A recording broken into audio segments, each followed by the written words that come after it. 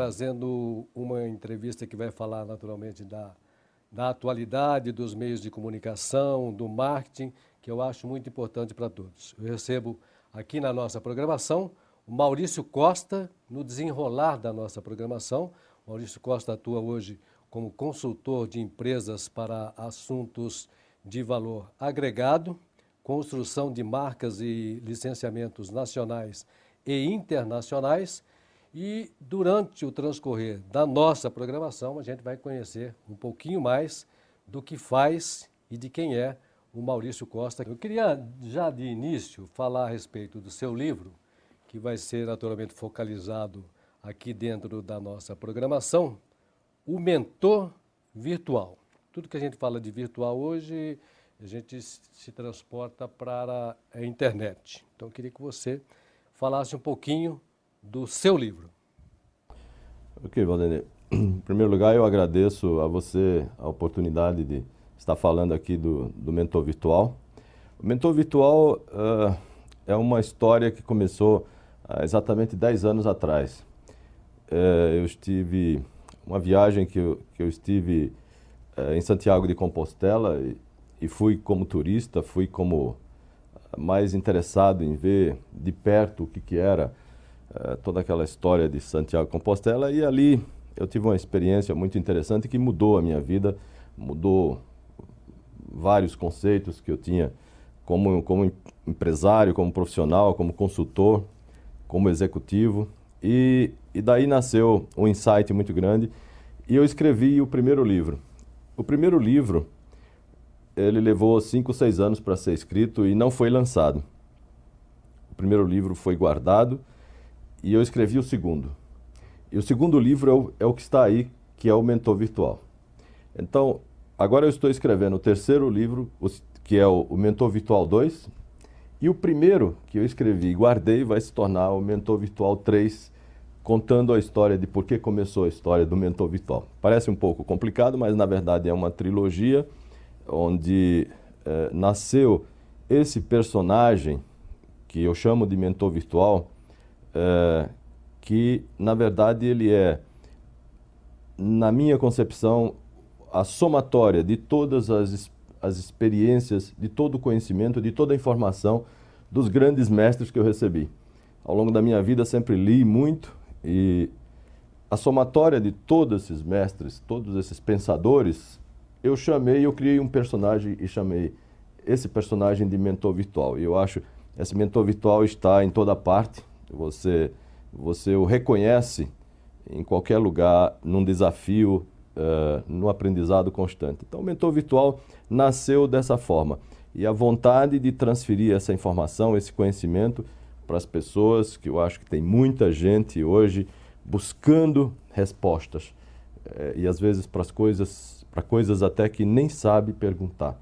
Então, o meu propósito com o Mentor Virtual se resume nessas poucas palavras. Se eu estiver errado, você pode me corrigir, mas outro dia acho que eu li no seu blog que você está colocando alguns capítulos, alguns fragmentos do seu novo livro, Mentor Virtual, no blog. Isso nos dias de hoje não corre um risco de alguém sugar isso? Olha, a internet ela é de todo mundo. Então, da mesma forma que tem muita gente correta, honesta, gente boa, tem também muita gente maldosa, tem muita gente que vai lá para buscar informação, para copiar. Eu sei de pessoas que entram no meu blog para copiar o que eu estou falando e no dia seguinte falar no seu programa de rádio, escrever no seu livro. Mas eu acho que a comunicação, a informação, melhor dizendo, o conhecimento hoje, a gente não tem que estar buscando a propriedade da informação, mas a disseminação da informação. Eu estou muito mais preocupado com a disseminação desta informação, do conhecimento, do que propriamente com a autoria. Eu acho que as pessoas percebem quando alguém cria um estilo, as pessoas percebem quando esse estilo está sendo copiado. Então eu acho que se alguém for lá no meu blog e colher os fragmentos que eu posto todos os dias, na verdade vai estar colhendo fragmentos, porque o livro não é apenas aquele fragmento que está aparecendo ali. O livro, ele tem um desenrolar, o livro é uma história, é uma ficção, e os fragmentos são parte dessa história. Então ele vai estar copiando, na verdade, as frases desse personagem que é o mentor virtual. A história em si, não. Eu queria saber se esse vício pelo avião te faz muita falta e em que ele ajuda uma pessoa normal, mas que gosta desse hobby. Olha, em primeiro lugar, eu aprendi a voar porque era uma coisa de infância. Eu, pequeno, quando me perguntavam o que eu ia ser quando crescesse, eu respondia para as pessoas que eu ia ser piloto. Eu conheci o comandante Rolim lá no Aeroclube de São Paulo, no campo de Marte, onde eu brevetei há alguns anos atrás, muitos anos atrás, por sinal. E eu fui aprender a voar, primeiro por esse desejo que eu tinha de infância de ser piloto. Tomei outro rumo, etc. Mas a vontade de pilotar continuou. E eu aprendi muita coisa voando. O voar, para mim, significa uma sensação, ou representa uma sensação de você sair desse contexto e olhar o mundo de fora, que é muito importante. Eu aprendi belas lições voando. Hoje não voo mais porque isso demanda tempo e eu não tenho tido mais tempo e você precisa estar fazendo exames toda hora de reciclagem e tudo mais. Então, eu estou tão ocupado com o meu trabalho, com a consultoria, com escrever o livro, com palestras e tudo mais, que já... Mas eu continuo amando a aviação e gostando de voar da mesma maneira. Bom, falando em voar, como o Maurício Costa é afeito à internet, essa coisa toda, eu queria saber de você o seguinte: quem ainda não conseguiu voar e é nosso contemporâneo, como é que faz para voar na internet hoje? Hoje não tem mais jeito de voar, a asa já foi cortada. Olha, a internet hoje é algo extraordinário porque você voa pelo mundo afora. Hoje você, de dentro do seu escritório, que pode ser o teu home office, você fala com o mundo inteiro, você é visto pelo mundo inteiro, você está no mundo inteiro. Esse voar, para mim, tem um significado muito grande. Aliás, o primeiro capítulo do livro do Mentor Virtual fala exatamente... A personagem, ela traz um pouco até da minha história. A Mariane, que é a personagem central desse livro, ela traz um pouquinho do Maurício, embora ela não seja exatamente uma representante da minha história, mas ela traz um pouco. E ela tem uma experiência nesse sentido do voar e da importância do pegar na mão, daquele instrutor que te pega pela mão e te leva e te ajuda e te conduz naquele momento em que você tem que vencer um desafio. A importância, eu falo da importância de ter esse mestre do lado conduzindo pela mão nos momentos de turbulência. Bom, já que a gente está falando de voar, falando muito do seu livro, do livro Mentor Virtual, eu queria saber como é que faz... Porque é o que a gente comentou até antes da nossa programação. Nós comentamos antes da nossa programação a respeito do seu livro, do seu blog e como adquirir o seu livro. Quem estiver nos assistindo nesse momento, e naturalmente com a curiosidade de todos os assuntos que a gente falou aqui, misturando essa coisa do voar que eu achei bacana, como é que faz para, voando, adquirir o seu livro? Então, o livro, originalmente, nós colocamos ele através de uma editora, em várias livrarias, etc. Mas eu decidi, no início desse ano, recolher todos os livros e tê-los para venda só no blog. Por que isso aconteceu? Primeiro porque, no Brasil, a coisa do livro é muito complicada. O brasileiro ainda não tem o costume de ler, o hábito de ler. Quando você compara os índices de leitura do brasileiro com o americano, com o europeu, é de dar vergonha. Então, o brasileiro não gosta muito de ler, está desenvolvendo esse hábito ainda. Então, a quantidade de leitura, de compra de livro, é muito baixa.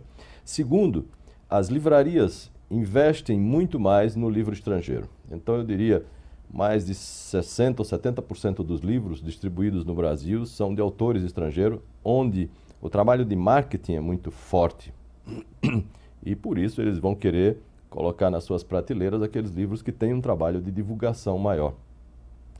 O meu livro, por ser o primeiro, naturalmente eu sou desconhecido ainda do grande público, estou começando agora a trabalhar a divulgação do livro. Eu escolhi o blog para começar a fazer esse livro se tornar conhecido e decidi então colocar a venda dele através do blog. É um sistema da UOL que você tem lá, que chama PagSeguro, uma forma muito segura de adquirir o livro. Em 48 horas a pessoa tem o livro sem precisar se deslocar. Na própria casa dela, ela vai lá e compra o livro. Eu acho que você vai citar depois aí o blog nosso, é o Marcas Fortes, blogspot.com, e lá a pessoa encontra facilmente, só clicar e chega lá. Eu queria aproveitar essa coisa da internet, só para encerrar esse bloco aqui, aproveitar essa coisa da internet e misturando um pouquinho da comunicação. Sou mais afeito à rádio, minha vida nasceu em termos de comunicação no rádio, depois que eu acabei vindo para a televisão, e é um veículo que eu cheguei a trabalhar acho que uns 4 meses, depois eu não trabalhei mais porque me faltava tempo na época, eu estava muito mais afeito à rádio, que é o jornal. E qual é o caminho que você sente do jornal? De pegar o jornal na mão e estar lendo? Porque a gente viu nesses dias um jornal da maior tradição deixar de estar nas bancas e deixar de estar na casa do assinante para estar somente na internet, que é o Jornal do Brasil. Como é que você vê esse processo no nosso país? Acho que a internet é irreversível. Os meios de comunicações eletrônicos vão crescer e crescer cada vez mais. Eu acho que também o jornal impresso não vai desaparecer, como o livro impresso também não vai desaparecer, porque a sensação de ter na mão um livro ou um jornal é uma sensação agradável e você fecha e abre a hora que você quer. Mas eu acho que o grande problema com o jornal e com a revista atual é o excesso de propaganda. Você pega qualquer revista hoje da atualidade, e eu não vou citar nomes, mas a começar da mais famosa, e a quantidade de propaganda, de anúncios é tão grande que você fica procurando aonde está a matéria.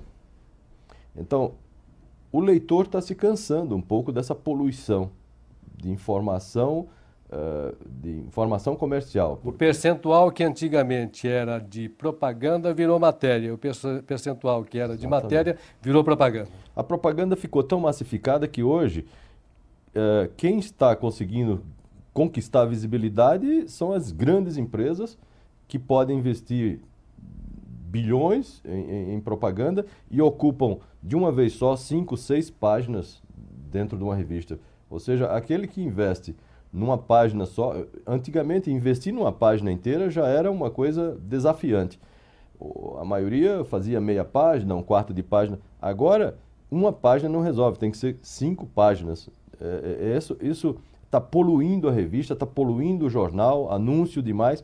E a literatura, que é o que interessa para o leitor, o artigo, a matéria, está ficando cada vez mais rala dentro do jornal e da revista.